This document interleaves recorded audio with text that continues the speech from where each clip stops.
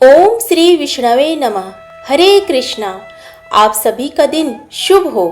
आज वैशाख मास का 21वां दिन है। आज दिनांक है 3 मई और दिन है शनिवार। प्रिय श्रोताओं, आज आप सुनेंगे वैशाख मास महात्म्य के 21वें दिन की कथा। इस कथा में धर्म वर्ण की कथा, कली की अवस्था का वर्णन, धर्म वर्ण और पितरों का संवाद एवं वैशाख की अमावस्या की श्रेष्ठता का वर्णन है। मिथिलापति ने पूछा, हे ब्राह्मण, इस वैशाख मास में कौन कौन सी तिथियां पुण्यदायिनी है? श्रुतदेव जी बोले, सूर्य के मेष राशि पर स्थित होने पर वैशाख मास में 30 तिथियां पुण्यदायिनी मानी गई है। एकादशी में किया हुआ पुण्य कोटि गुणा होता है। उसमें स्नान, दान, तपस्या, होम, देव पूजा, पुण्य कर्म एवं कथा का श्रवण किया जाए तो वह तत्काल मुक्ति देने वाला है। जो रोग आदि से ग्रस्त और दरिद्रता से पीड़ित हो, वह मनुष्य इस पुण्यमयी कथाओं को सुनकर कृतकृत्य होता है। वैशाख मास मन से सेवन करने योग्य है, क्योंकि वह समय उत्तम गुणों से युक्त है।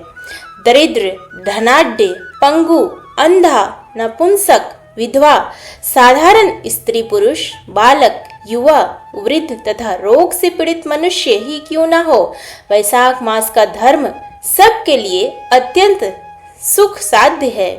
परम पुण्यमय वैशाख मास में जब सूर्य मेष राशि में स्थित हो, तब पाप नाशनी अमावस्या कोटि गया के समान फल देने वाली होती है। हे राजन, जब पृथ्वी पर राजर्षि सावर्णी का शासन था, उस समय 30वें कलियुग के अंत में सभी धर्मों का लोप हो चुका था। उसी समय आनर्त देश में धर्मवर्ण नाम से विख्यात एक ब्राह्मण थे। मुनिवर धर्मवर्ण ने उस कलियुग में ही किसी समय महात्मा मुनियों के सत्रयाग में सम्मिलित होने के लिए पुष्कर क्षेत्र की यात्रा की।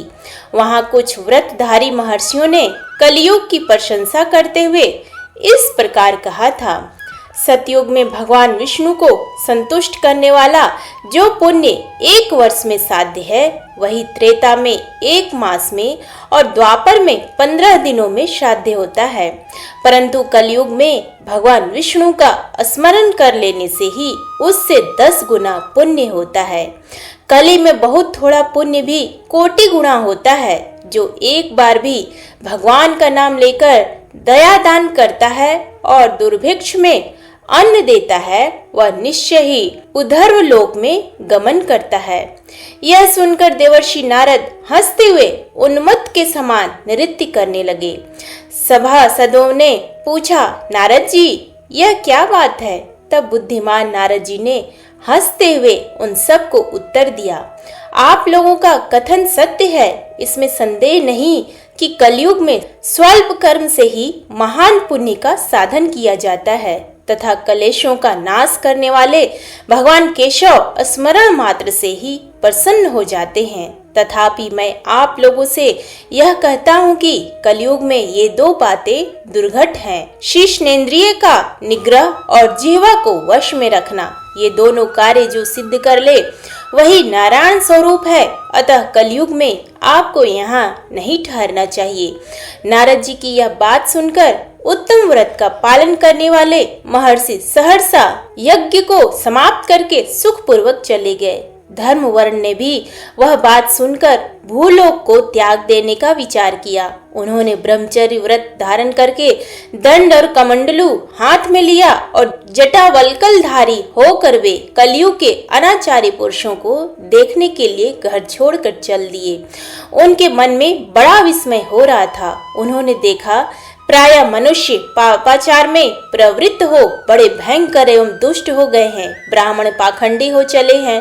शूद्र संन्यास धारण करते हैं। पत्नी अपने पति से द्वेष रखती है। शिष्य गुरु से वैर करता है। सेवक स्वामी के और पुत्र पिता के घात में लगा हुआ है। ब्राह्मण शूद्रवत और गौएं बकरियों के समान हो गई हैं। वेदों में गाथा की ही प्रधानता रह गई है। शुभ कर्म साधारण लौकिक कृत्यों के ही समान रह गए हैं। इनके प्रति किसी की महत्व बुद्धि नहीं है। भूत प्रेत और पिशाच आदि की उपासना चल पड़ी है। सब लोग मैथुन में आसक्त हैं और उसके लिए अपने प्राण भी खो बैठते हैं। सब लोग झूठी गवाही देते हैं। मन में सदा छल और कपट भरा रहता है। कलयुग में सदा लोगों के मन में कुछ और वाणी में कुछ और तथा क्रिया में कुछ और ही देखा जाता है। सबकी विद्या किसी न किसी स्वार्थ को लेकर ही होती है और केवल राजभवन में उसका आदर होता है। संगीत आदि कलात्मक विद्याएं भी राजाओं को प्रिय हैं। कली में अधम मनुष्य पूजे जाते हैं और श्रेष्ठ पुरुषों की अवहेलना होती है। कली में वेदों के विद्वान ब्राह्मण दरिद्र होते हैं। लोगों में प्रायः भगवान की भक्ति नहीं होती। पुण्य क्षेत्र में पाखंड अधिक बढ़ जाता है। शूद्र लोग जटाधारी तपस्वी बनकर धर्म की व्याख्या करते हैं। सभी मनुष्य अल्पायु, दयाहीन और शठ होते हैं। कली में प्रायः सभी धर्म के व्याख्याता बन जाते हैं और दूसरे से कुछ लेने में ही उत्सव मानते हैं। अपनी पूजा कराना चाहते हैं और व्यर्थ ही दूसरों की निंदा करते हैं। अपने घर आने पर सभी अपने स्वामी के दोषों की चर्चा में तत्पर रहते हैं। कली में लोग साधुओं को नहीं जानते, पापियों को ही बहुत आदर देते हैं। दुराग्रही लोग इतने दुराग्रही होते हैं कि साधु पुरुषों के एक दोष का भी ढिंढोरा पीटते हैं और पापात्माओं के दोष समूहों को भी गुण बतलाते हैं। कली में गुणहीन मनुष्य दूसरों के गुण ना देखकर उनके दोष ही ग्रहण करते हैं। जैसे पानी में रहने वाली जोंक प्राणियों के रक्त पीती है, जल नहीं पीती, उसी प्रकार जोंक के धर्म से संयुक्त हो मनुष्य दूसरे का रक्त चूसते हैं। औषधियों शक्तिहीन होती है, ऋतुओं में उलटफेर हो जाता है, सब राष्ट्रों में अकाल पड़ता है। कन्या योग्य समय में संतानोत्पत्ति नहीं करती। लोग नट और नर्तकों की विद्याओं से विशेष प्रेम करते हैं। जो वेद वेदांत की विद्याओं में तत्पर और अधिक गुणवान है, उन्हें अज्ञानी मनुष्य सेवक की दृष्टि से देखते हैं। वे सब के सब भ्रष्ट होते हैं। कली में प्रायः लोग श्राद्ध कर्म का त्याग करते हैं, वैदिक कर्मों को छोड़ बैठते हैं। प्रायः जिह्वा पर भगवान विष्णु के नाम कभी नहीं आते। लोग श्रृंगार रस में आनंद का अनुभव करते हैं और उसी के गीत गाते हैं। कलयुग के मनुष्यों में ना कभी भगवान विष्णु की सेवा देखी जाती है, ना शास्त्रीय चर्चा होती है, ना कहीं यज्ञ की दीक्षा है, ना विचार का लेश है, ना तीर्थ यात्रा है और ना दान धर्म ही होते देखे जाते हैं। यह कितने आश्चर्य की बात है। उन सब को देखकर धर्म वर्ण को बड़ा भय लगा। पाप से कुल की हानि होती देख अत्यंत आश्चर्य से चकित हो वे दूसरे द्वीप में चले गए। सब द्वीपों और लोकों में विचरते हुए बुद्धिमान धर्म वर्ण किसी समय कौतूहलवश पितृलोक में गए। वहां उन्होंने कर्म से कष्ट पाते हुए पितरों को बड़ी भयंकर दशा में देखा। वे दौड़ते, रोते और गिरते पड़ते थे। उन्होंने अपने पितरों को भी नीचे अंधकूप में पड़े हुए देखा। उनको देखकर आश्चर्यचकित हो दयालु धर्मवर्ण ने पूछा, आप लोग कौन हैं? किस दुस्तर कर्म के प्रभाव से इस अंधकूप में पड़े हैं? पितरों ने कहा, हम श्रीवत्स गोत्र वाले हैं। पृथ्वी पर हमारी कोई संतान नहीं रह गई है, अतः हम श्राद्ध और पिंड से वंचित है। इसीलिए यहाँ हमें नरक का कष्ट भोगना पड़ता है। संतानहीन दुरात्माओं का अंधकूप में पतन होता है। हमारे वंश एक ही महायशस्वी पुरुष है जो धर्म वर्ण के नाम से विख्यात है, किंतु वह विरक्त होकर अकेला घूमता फिरता है। उसने गृहस्थ धर्म को नहीं स्वीकार किया है। वह एक ही तंतु हमारे कुल में अवशिष्ट है। उसकी भी आयु क्षीण हो जाने पर हम लोग घोर अंधकूप में गिर पड़ेंगे, जहां से फिर निकलना कठिन होगा। इसलिए तुम पृथ्वी पर जाकर धर्म वर्ण को समझाओ। हम लोग दया के पात्र हैं। हमारे वचनों से उसको यह बताओ कि हमारे वंश रूपा दुर्वा को काल रूपी चूहा प्रतिदिन खा रहा है। कर्मशः सारे वंश का नाश हो गया है, एक तुम ही बची हो। जब तुम भी मर जाओगे तब संतान परंपरा ना होने के कारण तुम्हें ही अंधकूप में गिरना पड़ेगा। इसलिए गृहस्थ धर्म को स्वीकार करके संतान की वृद्धि करो। इससे हमारी और तुम्हारी दोनों की ऊर्ध्व गति होगी। यदि एक भी पुत्र वैशाख, माघ अथवा कार्तिक मास में हमारे उद्देश्य से स्नान, श्राद्ध और दान करेगा तो उससे हम लोगों की ऊर्ध्वगति होगी और नरक से उद्धार हो जाएगा।